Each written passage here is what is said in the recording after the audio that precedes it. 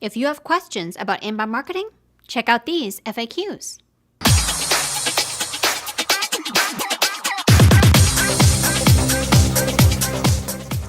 Here are some frequently asked questions and answers about inbound marketing which we'd like to share with you. A common question we hear is, how do you start an inbound marketing process? A goal for inbound marketing is to find ways to attract more traffic to your website. So how do you start? First, you need to establish a clear idea of who you are trying to attract. Building buyer persona profiles based on the likes, dislikes, needs, timing, and behaviors of your potential customers assists in effectively communicating guidelines to your sales teams, content developers, and the company as a whole. Knowing your buyer personas is essential to developing content that resonates and engages with your ideal customers. If your current content is not attracting visitors or able to garner qualified leads for your sales team, going back to the buyer persona drawing board is crucial.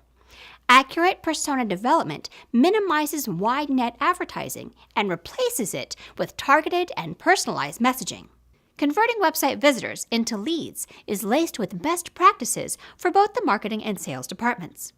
The mechanics of this process starts with a call to action, or CTA banner, promoting a valuable offer such as an event, announcement, downloadable ebook, or other valuable content.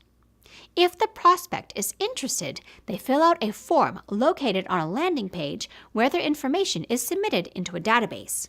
This is called a lead conversion. Outbound marketing is a guessing game of sorts. It is mainly comprised of shotgunning out ads, paper mailers, commercials, billboards, radio ads, and any other promotional material. The hope here is that something will stick and resonate with whoever is on the receiving end. But as we all know, most of these messages are annoying and unwelcome. How many times has your life been interrupted by a cold call, your favorite show chopped in half by a commercial, or your leisurely web browsing covered with a pop-up ad? Did that make you want to engage with your interrupter? It actually may have made you want to avoid them at all costs. To say the least, the ROI of invasive methods can be pretty questionable. Inbound, on the other hand, consists of captivating content to help inform and educate site visitors. So, you're taking people who are already on your site because they are interested in your product and giving them information they actually want. Inbound also involves a well-developed site used for marketing and selling, and an established process for qualifying leads and effectively allocating sales team resources.